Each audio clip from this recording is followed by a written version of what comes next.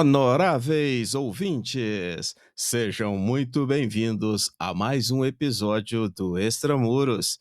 Sou Washington Clark dos Santos, seu anfitrião. Na sequência do diálogo, em que buscamos melhor compreender o lugar das guardas civis municipais na segurança pública brasileira, estamos de volta com a segunda e última parte da nossa entrevista com Oséias Francisco da Silva, autor do livro A Consolidação da Guarda Civil Municipal na Segurança Pública. Na primeira parte, analisamos os aspectos históricos, jurídicos e culturais que moldaram as guardas municipais até a presente data. Adiante, avançaremos para temas igualmente fundamentais: a forma como a sociedade percebe essas corporações, os desafios financeiros e regionais que limitam sua expansão, o papel da liderança política e institucional, além das perspectivas de futuro para sua consolidação definitiva no sistema de segurança pública. Assim, retomando nosso diálogo, Oséias, a população, muitas vezes, associa a imagem da Guarda Municipal ao policiamento comunitário e à proteção do patrimônio público. No entanto, sua obra aponta que essa percepção está em transformação. Como a sociedade brasileira enxerga hoje a atuação das guardas e o que precisa mudar para que haja maior compreensão e apoio a seu papel constitucional? Houve historicamente um avançar da atuação das guardas municipais, de uma atuação primariamente mais voltada ao patrimônio, para uma atuação mais na segurança pública propriamente dita. Isso aconteceu não só porque houve interesse dos gestores municipais ou dos próprios profissionais para atuarem mais, evidentemente, na segurança pública, no combate à criminalidade, na prevenção das criminalidades e violências que acontecem e afetam os munícipes de nossas cidades. Aconteceu porque o Brasil, em que pese os indicadores nos últimos anos têm decrescido na situação de homicídios, mas nós temos indicadores ainda altíssimos em questões de roubo, furto, em outras modalidades de crimes que acontecem na cidade. O cenário de insegurança nas cidades do nosso país fez com que muitos gestores dessem uma resposta a partir de demandas que vinham da sociedade.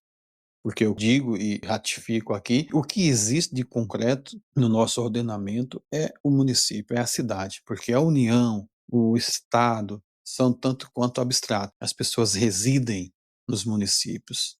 Todo mundo tem um CEP no município. Então as coisas acontecem nos municípios. A população demanda para a Câmara dos Vereadores, demanda para o prefeito. O acesso da população de uma cidade ao governador, ao presidente da república, é muito abstrato.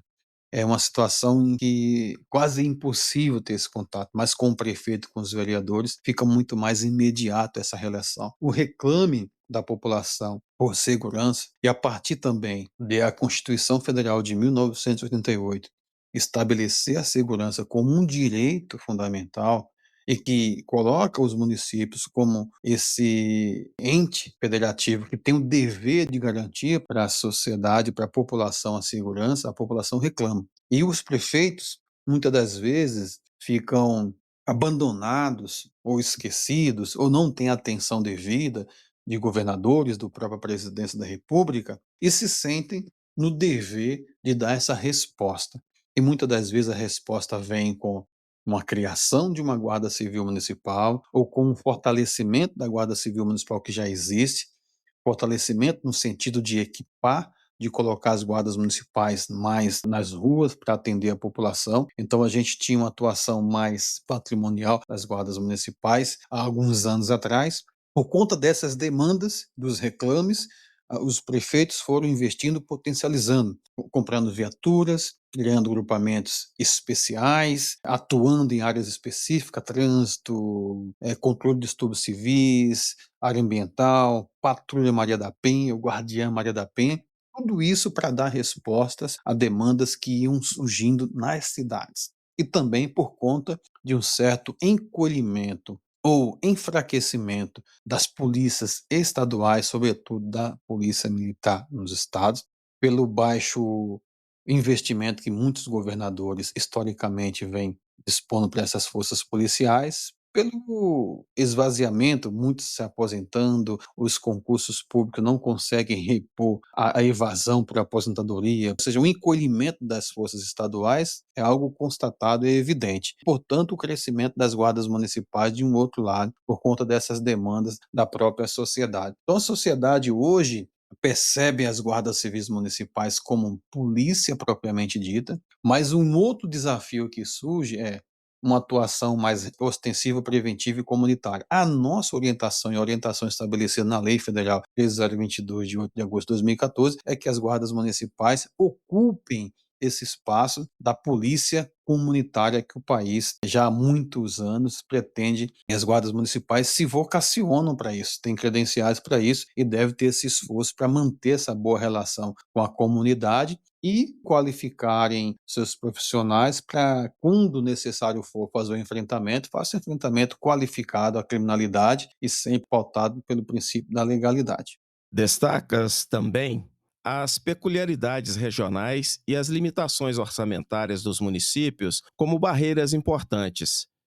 Como viabilizar a profissionalização e padronização mínima das guardas diante da diversidade econômica e administrativa das cidades brasileiras? Esse aspecto ele é relevante na análise de cenário, onde coloca os desafios para a consolidação das guardas municipais. Essa assimetria política, administrativa, que repercute também ou é consequência na questão orçamentária e financeira das cidades, isso implica, sim, em prejuízos, desafios importantes para as guardas civis municipais do nosso país. Porque tudo passa pela questão orçamentária. E no nosso país você tem uma concentração muito grande do orçamento nas capitais, nas grandes cidades, e as pequenas cidades que constituem a maior parte do nosso território nacional, boa parte delas sobrevive com o dinheiro do fundo de repasse dos municípios, a maior parte da sua população são aposentados e pensionistas, muitas das vezes também dependentes dos programas sociais do governo federal, do governo estadual, não tem uma indústria pujante, não tem fontes que consiga compreender o orçamento do município de maneira que permita o gestor fazer investimento, fazer a manutenção necessária. O dinheiro, o orçamento é preponderante nessa discussão. Uma das formas é repensar o pacto federativo na divisão do bolo orçamentário.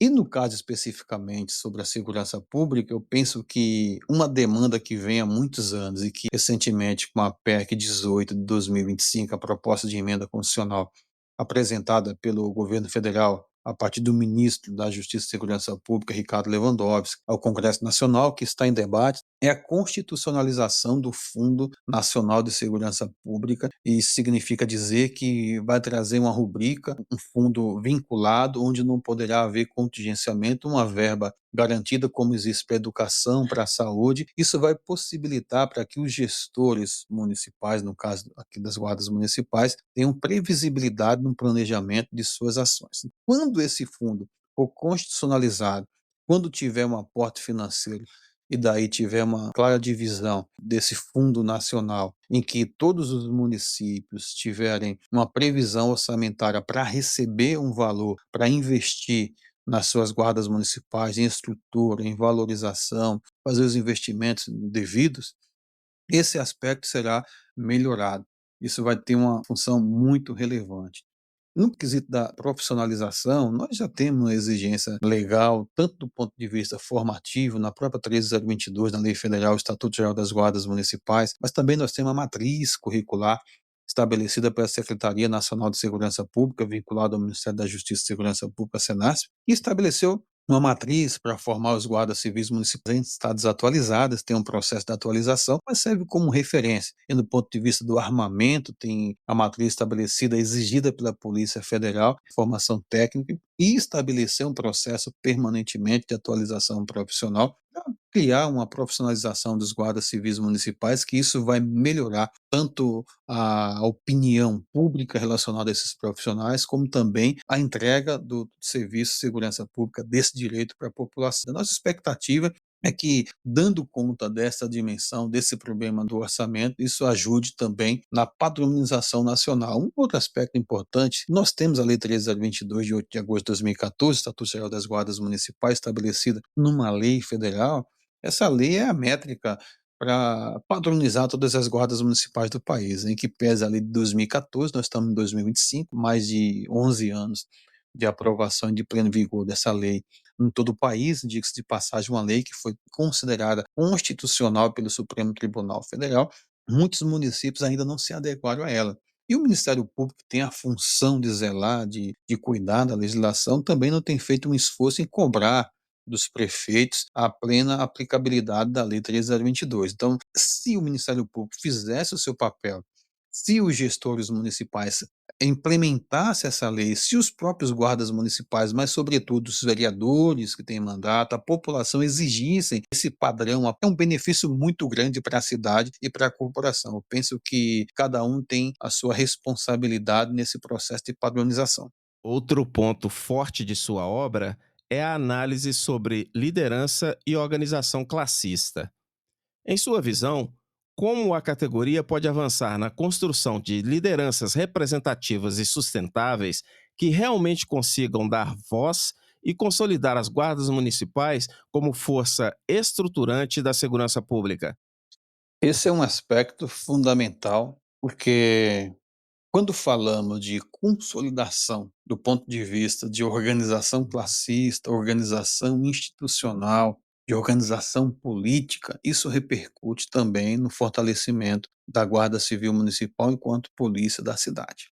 Se você olhar para a Polícia Federal, para a Polícia Civil, Polícia Militar, a Polícia Penal, outras profissões que atuam no setor privado, você vê com muita clareza como que essas profissões todas se organizam em sindicatos, associações, até chegar no seu grau superior, que é o grau de confederação, e tem as condições de fazer, de criar aquele escudo de proteção à sua categoria e de avançar em direitos, seja nos espaços de Assembleia Legislativa, no Congresso Nacional e a defesa no Supremo Tribunal Federal. E nós, guardas municipais, temos essa pendência histórica que se constitui uma grande fragilidade da nossa categoria como um todo no Brasil. E temos um fenômeno que eu chamo, inclusive no livro, de anarquia representativa. Por falta de uma representação consolidada, bem estruturada da nossa categoria, surgem diversas associações, entidades e lideranças que se apresentam como lideranças de classe sem uma legitimidade de uma categoria, ou sem passar por um processo de eleição, sem passar por um processo de assembleia, sem passar por um processo de legitimidade de um coletivo maior, e se apresentam em redes sociais e nos espaços de discussões políticas como representante. Isso gera uma confusão, uma fragmentação e, ao mesmo tempo, uma certa sensação de desorganização na nossa categoria. Precisa haver a legitimidade das lideranças e os órgãos de classe para que consigam dialogar e serem reconhecidas perante as autoridades, para que criem agendas que tenham resultados práticos das nossas guardas municipais. Nós temos concorrência de lideranças, em que os nossos líderes sofrem bastante, aqueles que têm legitimidade, por conta dessas outras lideranças que não têm um processo coletivo de eleição e, portanto, se auto-intitulam lideranças constituídas, muitas das vezes em redes sociais, nos espaços representativos. Eu sei que existem lideranças individuais que alcançaram esse posto por um trabalho já desenvolvido e tem sua importância, mas nós devemos sim considerar as lideranças que passaram por um processo coletivo de eleição, de decisões no processo sindical ou tipo de associação, porque isso é importante para a nossa categoria. E a gente patina bastante porque as outras forças têm as suas organizações já estruturadas e representativas como referenciais para as autoridades e para a sua própria base. E nós, guardas municipais, temos dificuldade em localizar e identificar quais são as entidades, quais são as lideranças que, de fato, têm legitimidade coletiva para representar e para ser seguida quando chama os guardas municipais para participar de uma luta. Esse aspecto aí é urgente. Isso passa pela questão do vínculo institucional, sistema de pertencimento, que vem com a questão da valorização profissional, passa pela questão da consciência de classe e fortalecer as suas organizações para que façam as defesas, principalmente na Suprema Corte Nacional, defendendo os interesses da categoria.